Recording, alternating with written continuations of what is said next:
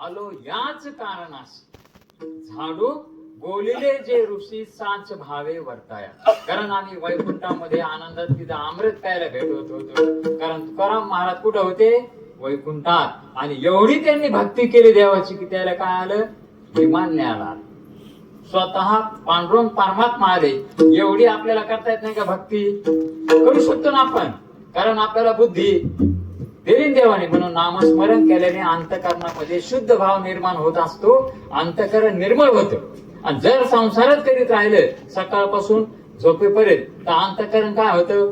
गढूळ होतं. जसं गढूळ पाणी झाल्यावर आपण काय करतो? तुरटी फिरवतो ना, मग ते पाणी काय होतं? निर्मळ होतं. ते गाळ खाली जाऊन बसतो. तशा आपल्या अंतःकरणामध्ये गाळ तयार झालेला आहे. कशाचा? संसाराचा. आणि संसाराचा गाळ निर्माण झाल्यामुळे आपल्याला देव काही दिसना. कोणी देवाची भक्ती करीना. सगळे कशाच्या नादी लागले? उठल्यापासून तर झोपेपर्यंत आपण देवाची आठवण सुद्धा करतो का? काम ध्यानात ठेवतो. मग कामामध्ये काम काही म्हणा असं नाही म्हणले. आपल्यापेक्षा नरहरी सोनार घ्या, गोरोबा काका घ्या, सावता महाराज घ्या, त्यांनी का संसार सोडून दिला का? पण संसार करत असताना त्यांचं लक्ष कुठं होतं? देवावर. त्याचं धनावर लक्ष नव्हतं, मान्यतेवर लक्ष नव्हतं, कुटुंबावर लक्ष नव्हतं. करीत होते सगळे बर का. सावता महाराज काय नांगर हानीत नव्हते का, भाजी लावत नव्हते. आता चोखोबा घ्या, चोखोबा त्याचं काम करीत नव्हते का? पण लक्ष कुठं होतं? देवाकडे लक्ष. तसं काम करत असताना आपण जर परमार्थ नाही केला तर आपल्याला पुन्हा जन्माला यावं लागेल. आणि किती वेळा जन्मा यावे, किती व्हावे भजित. मग किती वेळा जन्माचे याचं कारण याचं आपल्याला भयच राहिलं नाही. कारण आपल्याला मरणाचे कार्य नाही आठवण. संचिताचे धन लोभ हेवा. आपल्या संचितामध्ये जे धन होतं ते धन आपल्याला मिळत आणि त्याचा लोभ आणि हेवा वाढत गेला. आणि आपण काय करायला लागलो? घर बांध, सोनं जमा कर, वावर जमा कर, पद जमा कर, याच्यात नादी लागलो. आणि याच्या नादी लागल्यामुळं आपल्याला मी कोण आहे याची काय होईना? आठवणच होईना आपल्याला. आहे मी हा कोण? या ठिकाणी करावा विचार म्हणे ज्ञानेश्वर निवृत्तीचा. कारण ज्ञानेश्वर महाराजांनी आपल्याला हरिपाठामध्ये सुद्धा हे वारंवार ध्यानात आणून गेले की तुम्ही एक कोण आहेत? एक हरी आत्मा जीव.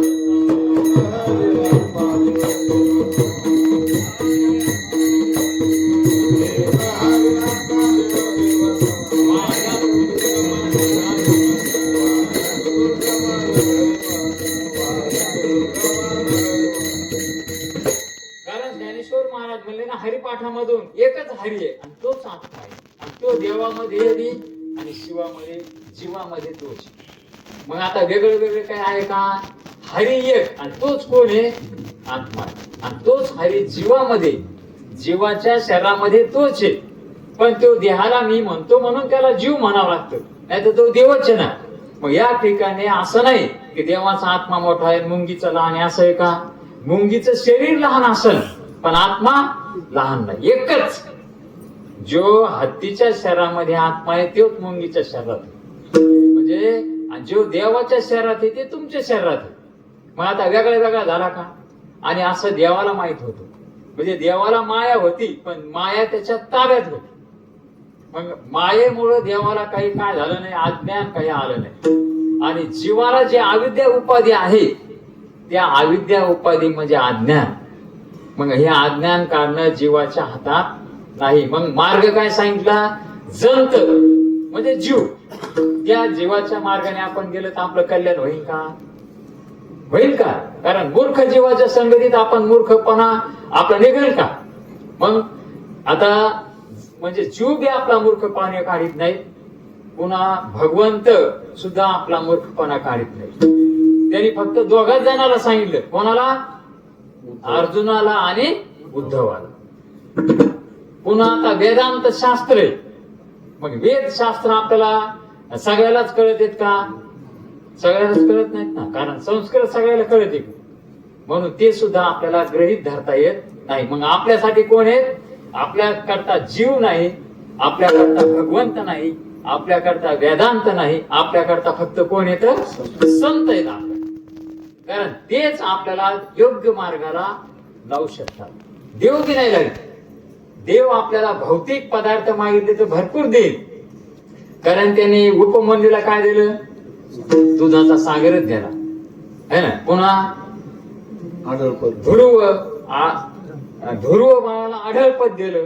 मग अशा कथा ज्या आहेत त्या कथा तुम्हाला माहिती आहे. त्या कथेमध्ये काही वेळ घालत नाही मी, कारण या ठिकाणी आपल्याला मुख्य मुद्दा असा आहे की आपल्याला संतांच्या मार्गाने जायचं. आणि तो मार्ग कसा आहे म्हणजे दुसऱ्या चरणामध्ये सांग. येण्याची पण ते चालू जाता, येण्याची पण ते चालू जाता.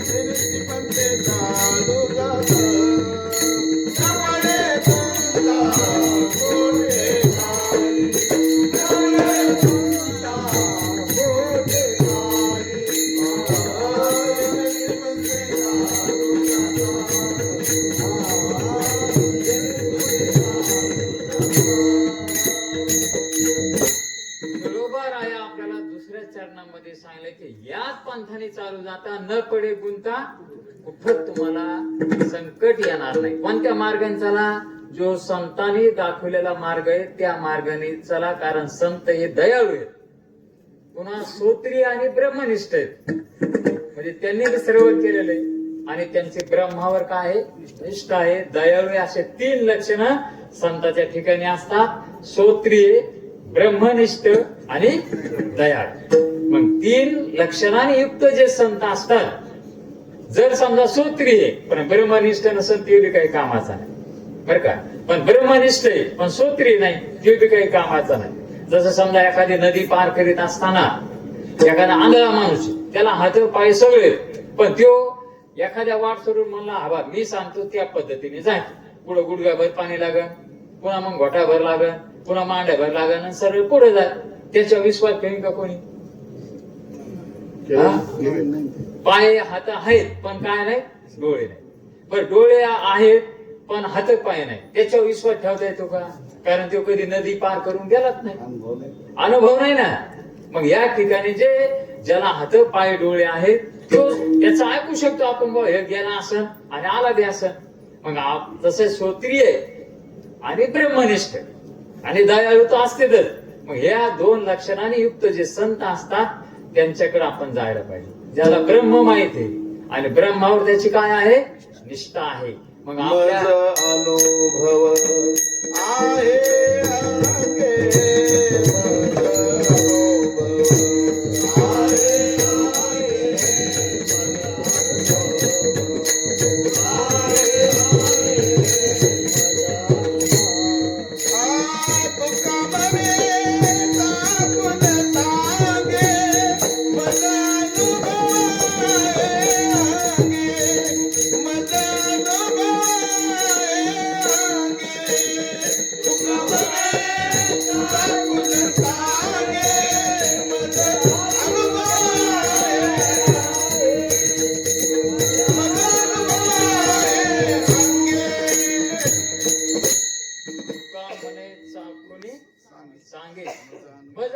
आहे तुकाराम महाराजांनी जे अभंग आहेत ते अनुभवातून निर्माण झाले.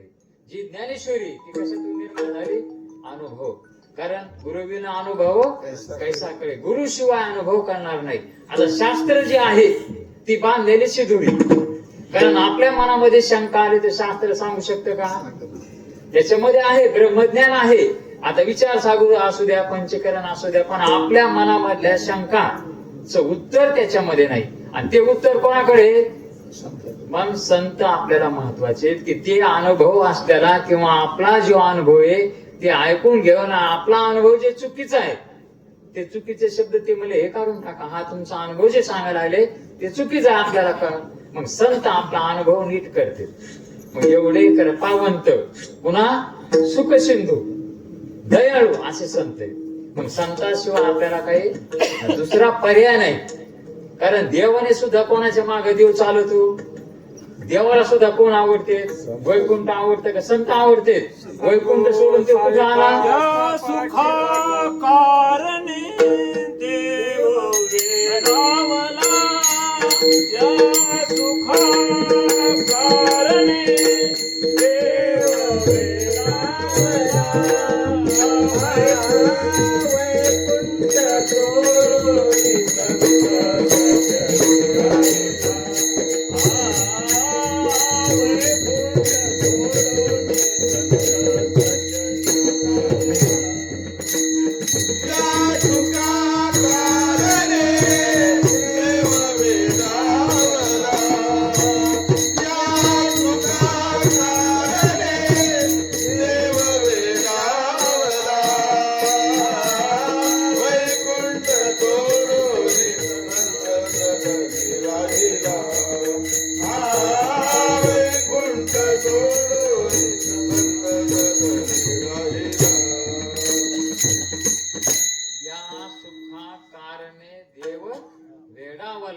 आणि वैकुंठ सोडून संत सजनी राहिला. म्हणजे वैकुंठामध्ये लक्ष्मी होती तरी त्याचं मन होत तिथं. कारण ते म्हणजे तिथं सप्ताह होत नाही ना कुठं. मग तिथं गायन वादक इथून डायरेक्ट उचलून नेले असते ना देवाने, पण तिथं ती व्यवस्था नाही. आणि देवाला कुठं आवडतं? जिथं शुद्ध भावाचे अंतकरणाचे माणसं आहेत तिथं देवाला आवडतं. मग देव का हुशार नाही का? चतुरा तो शिरोमणी, गुण लावण्याची खाणी. तो चतुर बी आहे, सुंदर बी आहे. किती चतुर आहे तो, ज्याने समजा रक्त कोणत्याच कारखान्यात तयार होत नाही. किती प्रयत्न केला तर ते रक्त कोणी तयार केलं? देवा. आता डोळ्यातून कसं दिसत आपल्याला कळत काही, कानातून कसं ऐकू येतं. ह्या ज्या शरीर रचना केली ह्या रचनेचा विज्ञानाला सुद्धा रक्त कसं तयार करावं याचा शोध नाही लागला. आणि ते कोणी केलं? देवाने तयार केलं. मग देव चतुर असून वैकुंठ सोडून स्वतः देव एकूण कुठं आला? तो संताच्या ठिकाणी आला. कारण त्याला माहित आहे की संतच जगामध्ये चांगले आहेत. आणि मानव देहावर किंवा मानव देहातल्या जीवावर उपकार करणारे कोण आहेत? फक्त संत आहेत. आणि उपकारासाठी ते अवतार घेऊन आपल्या इथं आले तरी आपण काय नाही, झोपलेलोच आहेत आपण. म्हणून उठा जागे वारे आता, उठा जागे वारे वरण करा पंढरी आता. आवे धरण्या देवा माता तुझा जन्माच्या, आवे धरण्या देवा माता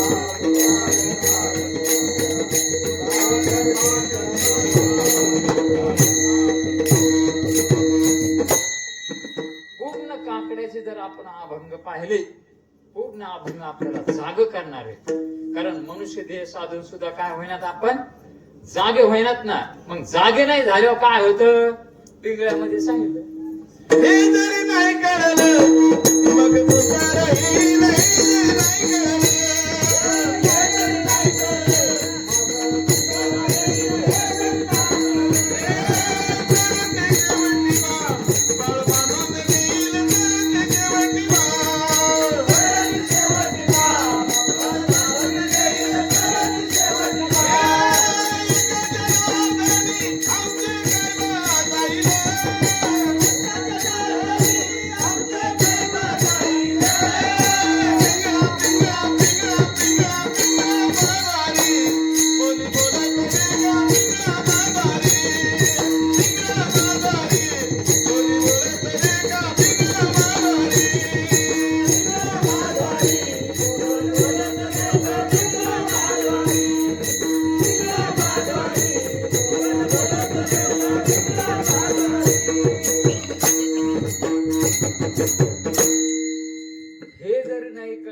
दुसरा येईल है ना. तुम्ही जर संतांच्या संगतीत नाही आलं तर दुसरा माणूस येतो. मग काय म्हणतो तो, चला आपण व्यापार टाकू, शेती करू, असे बागीचे वेगळे वेगळे काम ते सांगतो. पण संत येतात का मग. आणि नाथ महाराज काय म्हणले, हे जर नाही कळत तर दुसरा येईल. तुम्ही संतांच्या संगतीत नाही राहिले तर दुसरा येईल तुम्हाला. आणि दुसऱ्याच्या नादी लागल्यावर काय होईल मग, सरते शेवटी बा काळ बांधून. कारण हे शरीर म्हणजे काळाचं खाद्य. कोणाचं खाद्य हे, काळाचं. देहा काळ खाय आम्ही माथा दिला पाय. कारण तुकाराम महाराज काळाला भेट नव्हते. कारण ते म्हणले काळ आम्हाला थोडाच खाणार आहे, शरीराला खाणार आहेत. आणि आम्ही कसे येत, शरीरावर वेगळे आहेत आम्ही. देहाचा आणि आपला काही संबंध नाही. पण आपण संबंध लावून घेतल्यामुळे आपल्याला काय वाटायला लागलं, देहच मी आहे म्हणून वाटायला मरण माझं आहे. काय वाटायला आपल्याला, देह मी आहे आणि मग मरण माझं आहे. मग उगाच विनाकारण मरण आपण आपल्या अंगावर लादून घेतलं. मरण आहे का आपण, कारण तुकाराम महाराज म्हणले ना, अमर आहा खरे की पा खोटे न मना देह माझा ऐसा मन भरवसा कळेल तुम्हाला की देह मी नाही माझा नाही. असं तुम्ही पक्क ध्यानात ठेवा. याला म्हणते दृढ आत्मबोध झाल्याशिवाय, नाही तर वरून अदृढ जर आत्मबोध झाला तर पुन्हा जन्माला यावा लागेल. परमार्थात राहून सुद्धा म्हणजे आपल्याला परोक्ष ज्ञान आणि अपरोक्ष ज्ञान कळालं पाहिजे. पण त्याच्यामध्ये सुद्धा दृढ अपरोक्ष ज्ञान झालं पाहिजे. आता मीच देव आहे किंवा मीच ब्रह्म आहे, मीच चैतन्य आहे, मला सोडून जे आहे ते सगळं काय आहे, खोटच आहे. कसं कळायला पाहिजे, खोटं कळायला पाहिजे. म्हणजे हे जगत मिथ्या आहे, अनिर्वचनीय. आता दिसायला लागलं म्हणून याला काय म्हणावं लागतं, सत आहे काही, सत नाही ना हे, पण दिसायला लागलं मग याला असत म्हणा, है ना. आणि याला जाणणारा सत आहे. आता स्वप्न बी दिसतं पण जागा झाली आपण काय म्हणतो, खोटे. जसं स्वप्न जेवढं खोटे तेवढंच हे दिसणार सुद्धा संसार आपला काय आहे, खोटा आहे. कारण मागचा संसार आता नाही राहिला आणि आताचा संसार पुढे राहील का. माग जे देह मिळाले आपल्याला ते आता आहेत का, नाही. आता एवढंच काय, बालपणचा देह आता नाही, पण बालपणच्या शरीराला जाणणार आता आहे की नाही. वारंवार हे ज्ञानेश्वरी मध्ये वारंवार सांगितलं. कारण जीवाने हेच केलं नाही, बाकी सगळं केलं बरं का. हे राहिलेली गोष्ट आपली.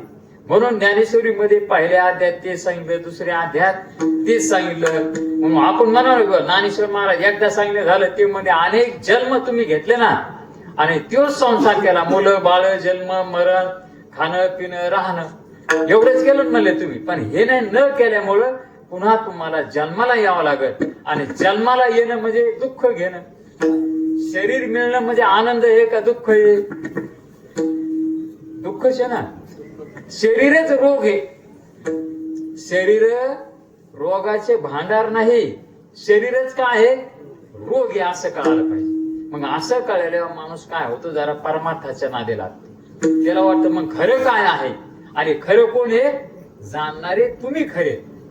तुम्ही दिसत नाहीत, शरीर दिसणार आहे, पण ह्याच्यामध्ये जे चैतन्य आहे ते तुम्ही आहेत. मग असं आपल्याला निवडावं लागेल का नाही. आणि हे निवडण्याचं बुद्धी कुठं आहे, मनुष्य देहामध्ये आहे. म्हणून ते ज्ञान पैगा बर्वे जरी मनी या ध्यानावे तरी संता या भजावे सर्वस्वे. ते ज्ञान जर तुमच्या ठिकाणी यायची अशी जर तुमची इच्छा असेल तर संतांच्या मार्गाने जा. कारण संताशिवाय प्राप्त नाही असे वेद देती गावी. वारंवार आपण ते सांगलो की आपण न दिसणारे आहोत आणि शरीर कसं आहे, दिसणार. पण याच्यामध्ये हवा बी न दिसणारी, पण हवेला काही कळत नाही. हवा न दिसणारी आहे ना, पण हवेला काही कळत का. पण या ठिकाणी जो जाणणार आहे तो बी न दिसणार आहे. मग दोन्ही स्वारखेच आहेत का, ते वेगळे वेगळे आहेत ना. कारण हवे आपल्याला न दिसणाऱ्या दोन वस्तू सुद्धा आपण वेगळ्या म्हणतो, कारण एवढी बुद्धी आपल्याला आहे. जसं समजा हवेमध्ये सुगंध आहे, मग सुगंध वेगळा आणि हवा वेगळी, दोन्ही ओळखत नाही आपण. न दिसणाऱ्या वस्तू सुद्धा आपल्याला कळत्यात. पाणी आहे समजा दिसणार, पण गरम केल्यावर काय म्हणतो आपण, पाणी गरम आहे का, त्याच्यातली उष्णता गरम आहे. पाणी गरम नाही, पाणी स्वभावताने थंडच आहे, पण त्याच्यामध्ये आपण उष्णता घुसल्यामुळे पाणी कसं झालं, गरम झालं. तसं या ठिकाणी देहामध्ये चैतन्य आहे म्हणून देहाला कळतं असं वाटत, पण देहाला काही कळत आहे. या ठिकाणी जाणणारा गेल्यावर देहाला काही कळत. झाला प्रेत रूप शरीराचा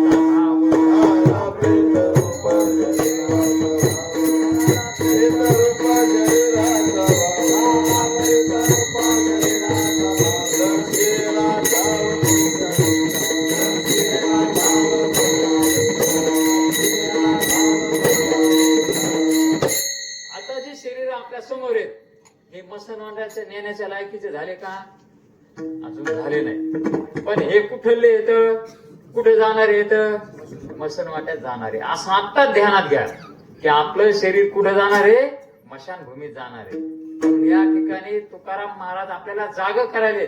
झाला प्रेत रूप शरीराचा भाव, लक्ष याला ठाव मशानीचा. याचं लक्ष कुठे आहे, मशान. आणि आपलं लक्ष कुठे आहे, आपण मशानात जाणारे नाही. आपण देव परमात्मा सुखरूप आपण आनंदात राहणारे. शरीर नसलं तरी बी शरीर आहे म्हणून आनंद आपल्याला दिसायला. मग तेव्हा शरीर नसल्यावर आनंद दिसायचा नाही का, आपण आनंद रूप नाही. आनंद हे आपलं स्वरूपच आहे. सचित आनंद हे काय आहे, आपलं स्वरूप आहे. आणि ते 3 शब्द नाहीत, एकच शब्द आहे त्याला, बर का. सत शब्द वेगळा नाही, चित शब्द वेगळा नाही, आनंद शब्द वेगळा नाही, ते एकच शब्द आहे. सत म्हणजे ते तिन्ही काळामध्ये राहतं, त्याला काय म्हणावं, सतपान. म्हणजे जागृतीमध्ये आपण आहे, स्वप्नात आपण आहेत, आणि जागृती स्वप्न नसलं तरी आपण आहेत. म्हणजे आपण भूतकाळात आहेत, पुन्हा वर्तमान काळात आहेत, आणि भविष्य काळात सुद्धा आपण राहणार. जगत राहणार आहे का, कारण जगत निर्माण झालेले, जग सुद्धा काय आहे, निर्माण झालेले. पण आपण निर्माण झालेलो नाही.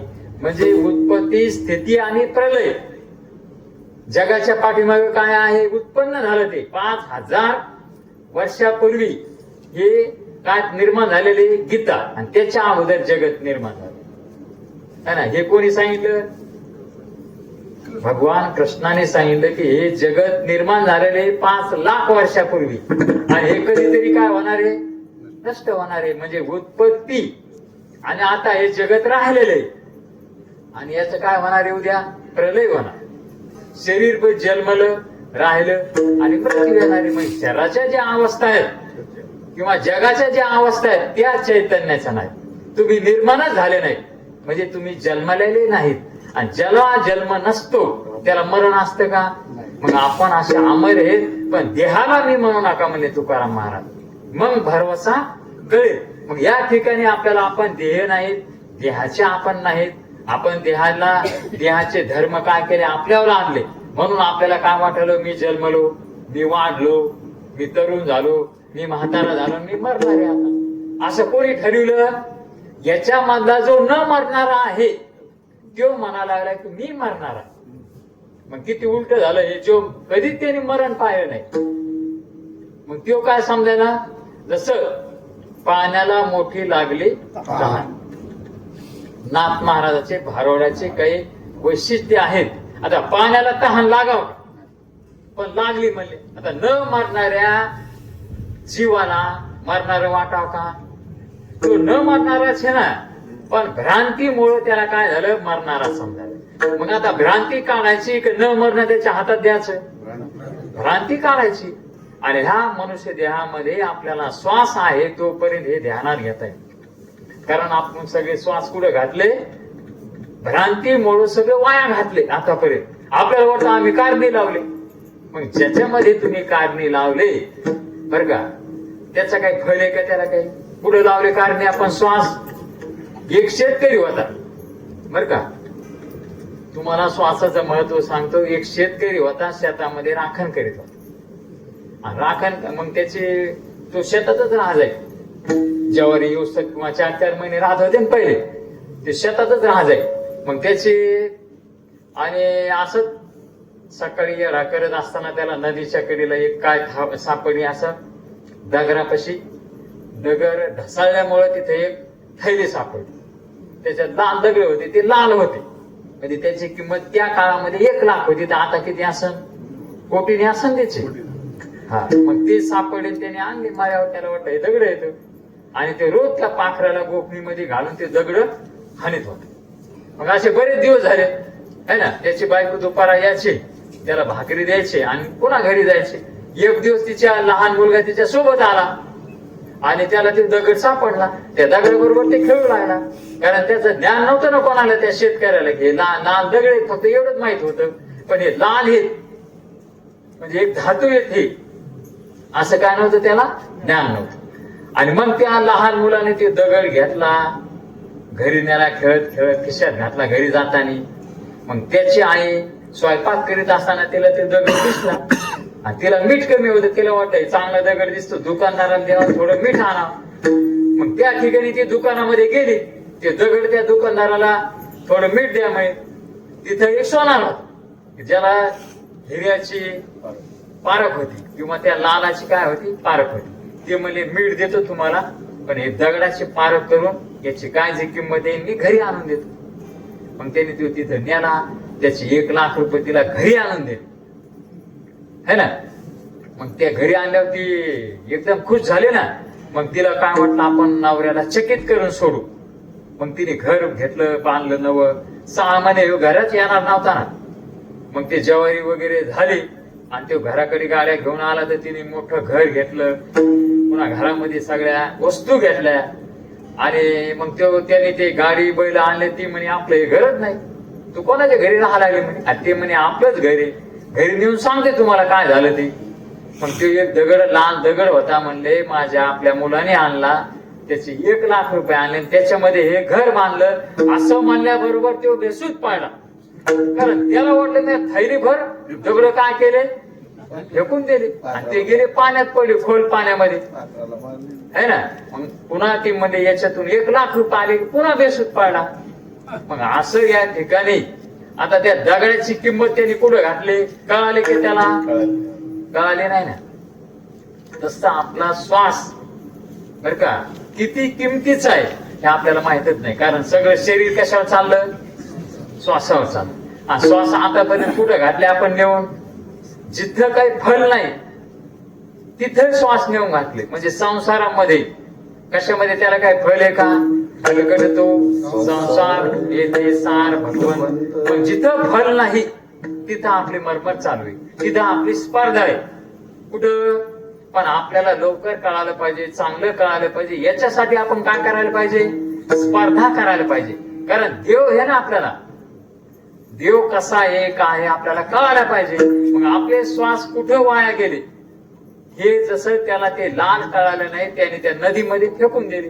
औट हात का मानवने अल्लाने तुझे दिया, औट हात का मानवने अल्लाने तुझे दिया, खाया पिया तुझसे सोया ताकत माना खोया, खाया पिया तुझसे सोया ताकत माना खोया, खाया पिया तुझसे सोया ताकत माना खोया, खाया पिया तुझसे सोया ताकत माना खोया. मग अशी आपली अवस्था झालेली. म्हणून या ठिकाणी निळोबा राय काय सांगतात की तुमच्याकरता मार्ग काय करून ठेवला म्हणले, 3ऱ्या चरणात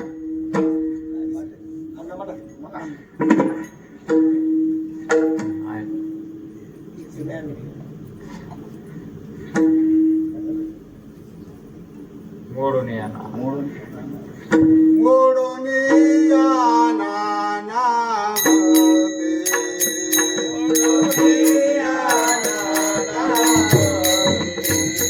मोडून या नानामध्ये, मोडून या नानामध्ये, देवी दांडे दरतो, देवी दांडे दरतो,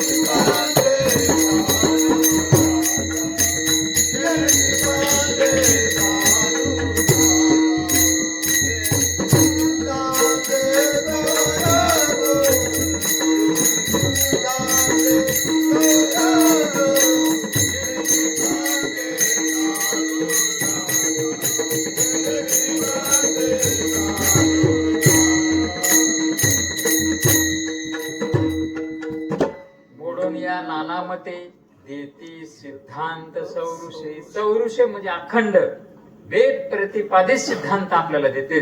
आता या ठिकाणी जे 6 शास्त्रकार आहेत त्याच्यापैकी तसे तर 12 शास्त्रकार आहेत बरं का. 5 तर नास्तिक आहेत, ते वारकरी संप्रदाय मानित बरं का. त्याच्यामध्ये वामन शास्त्र आहे, अनेक शास्त्र आहेत, पण 6 शास्त्रकार आहेत जे सांख्य शास्त्रकार, वैशेषिक शास्त्रकार, पुन्हा पतंजली, पुन्हा पूर्व मीमांसा, उत्तर मीमांसा, न्यायशास्त्र.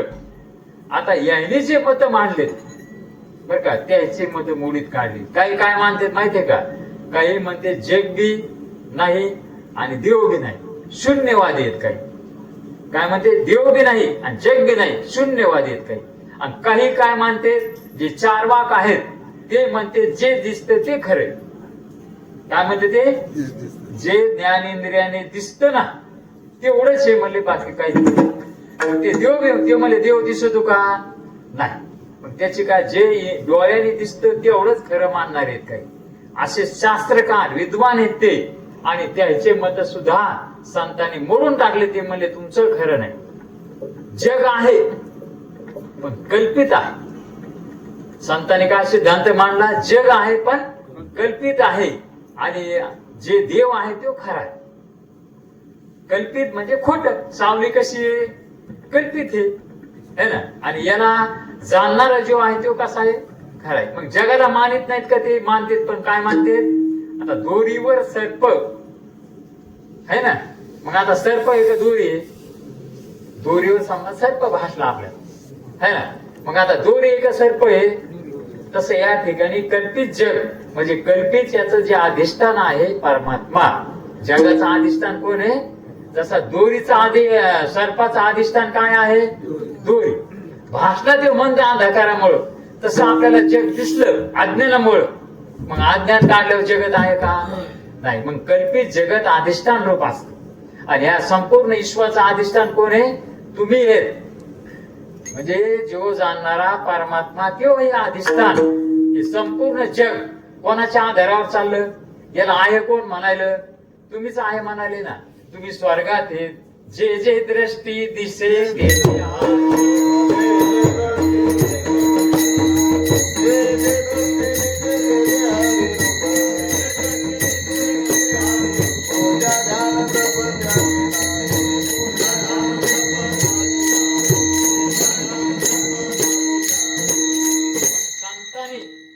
भक्तीतून आपल्याला सोपं करून सांगितलं. ज्ञानयुक्त भक्ती किंवा ज्ञानाभिन्न भक्ती सांगितली त्यांनी.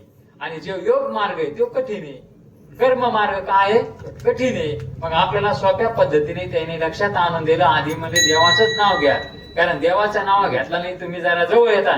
कारण आपण ज्याचे नाव घेतो, कोणाचे नाव घेतो आपण, एखादी काही व्यावहारिक फायदा केला ते म्हणतो तुम्ही देवाचे आमच्यासाठी. मग आपण व्यावहारिक फायद्यासाठी कोणाला बी देव म्हणतो ना, पण जो जाणणारा परमात्मा आहे तो खरा देव आहे, आणि तो सत्य. जर त्याची नाही भक्ती केली तर आपल्याला कळो येईल अंतकाळी, प्राण प्राण्याच्या वेळी राहते निराळे रांगापुरे. आपल्यासाठी जे वाऱ्या पोळ्याचं उदाहरण नेहमी ध्यानात ठेवी जा, की त्याने एवढी मरमर केली पण त्याच्याकडून जे पाप झालं ते पापाचे वाटेकरी घरातले होऊ लागले का, नाही. मग आपली पण तीच अवस्था होणार का नाही. आपल्याकडून जे पाप व्हायला कुटुंबासाठी त्या पापाचे ते वाटेकरी होणार आहेत का, नाही. म्हणून आपण करा सोडवण संसार बंधन तोडावेगी. मग संत जे आहेत ते आपल्याला लक्षात आणून देतात की तुम्ही तुमची सोडवणूक करून घ्या. कारण ते संत कसे आहेत आपल्याला शेवटच्या चरणामध्ये महाराज सांगतात. निळामाने आईचे